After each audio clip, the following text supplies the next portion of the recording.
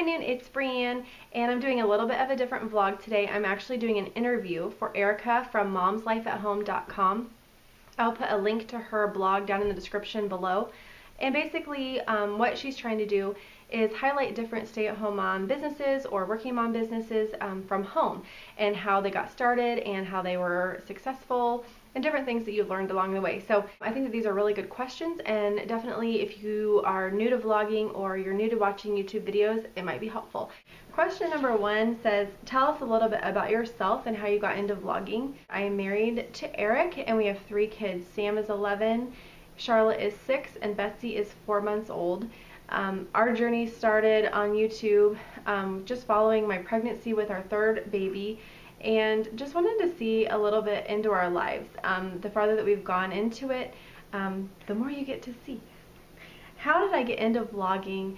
I began by watching YouTube, and I discovered this community of moms who were just vlogging their stories and their everyday lives, and I started watching that more than my TV shows, and I wanted to catch up with them, and I felt like in a way I'm starting to get to know these people, or at least really care about what it is that's going on in their life. And I began commenting on their videos and following along on their stories, and decided that that was something that maybe I would like to do, and the rest is history. Okay, question number 2, what made you decide to go into vlogging instead of blogging? I did try blogging a while ago. I have a couple blogs out there in blogland somewhere, but for me it was a little more doable with my schedule and with my life and my personality. It just fit me better. Number 3, how did you learn how to monetize your vlog? Well, when I first got started, I was simply doing it just for fun. I never even thought about monetizing a video, which is making money on advertising on any of the work that I had done. And at one point YouTube actually sent me an invitation telling me that my videos were now eligible for monetization. So I looked into it a little bit more and decided that, yeah, that would be great, of course. So I set up an AdSense account, and it was really not too difficult to follow along. I was a little bit skeptical during certain steps of it, thinking, oh, I hope that this is a real thing, but the more research I did and the more people I talked to, it actually was a very smooth process. So, okay, number 4, how long have you been doing this, and is this your first online project or home business? I seriously started vlogging back in April of 2012, and at which time I started to meet people from all over the world. Everyone has been so kind and generous, and the community has really been helpful. I've learned so much. During that time, I've been fortunate enough and cherish over 500 subscribers, and I currently have over 400,000 views in just over 9 months. Is it my first online project? Like I mentioned before, I did have a couple blogs out some time ago, but I was never very serious about it or as committed as I am to this. So, number 5, do you feel like the time and effort you put in is worth the compensation or reward you get out of it? I definitely think that it's worth the reward. It has definitely taken me a ton of man hours, especially in the early days when I really wasn't familiar with what exactly I was doing, and editing and uploading and all the different tricks of the trade kind of thing.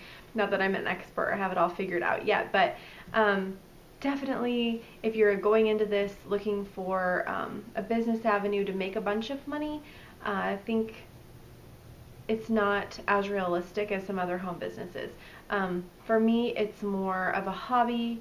It's a lot of fun. I really enjoy it. I'm passionate about it. It's something that I don't see myself stopping anytime soon.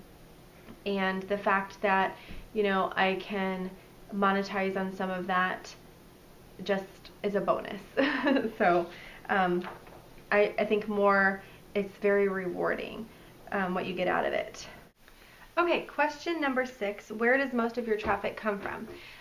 When you have a YouTube channel, there is a page that shows you your analytics, and so it shows you different demographics that you might be interested in, such as where does your traffic come from, what videos are most popular, what gender is watching your videos, what country they're from, etc.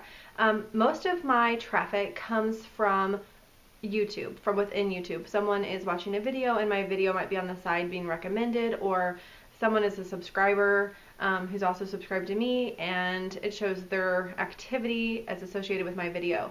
And so most traffic comes from within YouTube.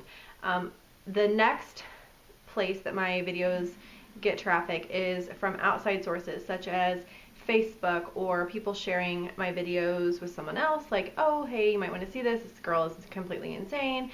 You need to see this. So things like that. And then the third way that people, that YouTube kind of attributes video traffic is through mobile apps.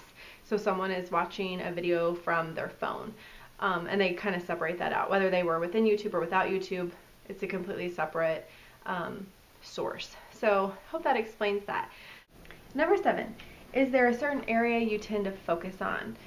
At the end of the day, our vlog is about our family and what we do in our journey, and it covers a variety of things, from recipes that we like, to outings that we've gone on, to scaring each other, and then to huge life events. And the second part of it is, that's also very, very important to all of us in our family, is to find the funny.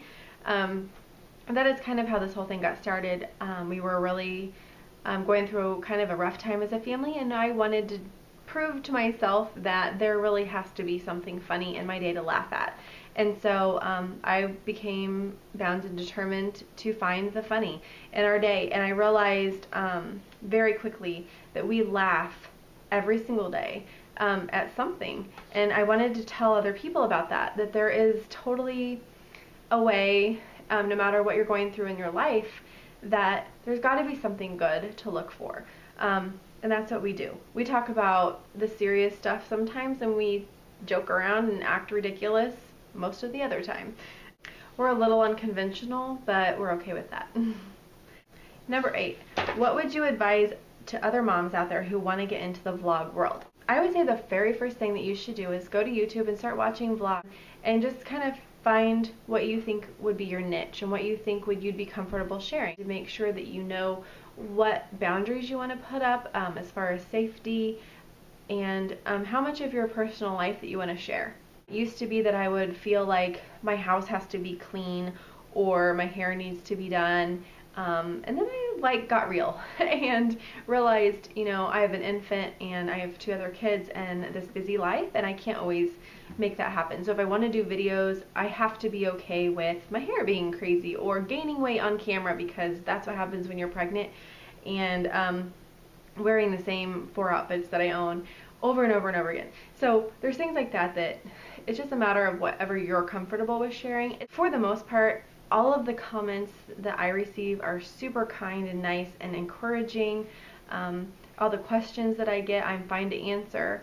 And I've hardly run into anyone who is disrespectful or crosses the line. They are out there, and I continue to hear horror stories all the time of people who are just very invasive in people's lives. So I would at least know that they're trolling out there. Just like with any online world, you're going to run into some people who have nothing else to do. If you're someone who is easily offended by that or sensitive to those things, then it might not be for you. Number 9, is there anything else you want to tell us about yourself or vlogging? The only thing that I would add is how much fun it is to look back on our videos, even if no one ever watched them ever. We have them, and we have these moments captured, and it's more than a scrapbook. It's out there. It's always going to be there. So hopefully, my grandkids and their grandkids are still going to be able to look back at the retro life that we lived and laugh at us and laugh with us and get to know us on a very real level.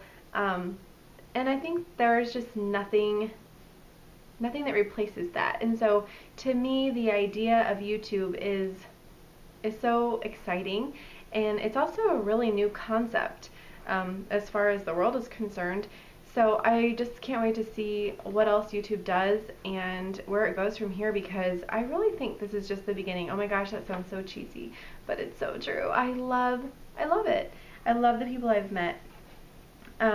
Anyway, if you have any other questions, or there's something about vlogging that you want to know more, please feel free to leave me a comment in the description below, and I will answer every single question that comes through. I always try to do that. It's really important to me, if you're taking the time to ask a question, that I answer it. And I would love if you would subscribe and follow along on our journey. If you are already subscribed and you want to go check out Erika's blog, go and do that, because I really think that it's great when women support other women in their businesses and their endeavors and their lives. So anyways, I know this is a little bit different vlog today, but thanks for listening, and I'll see you tomorrow on Hinoon.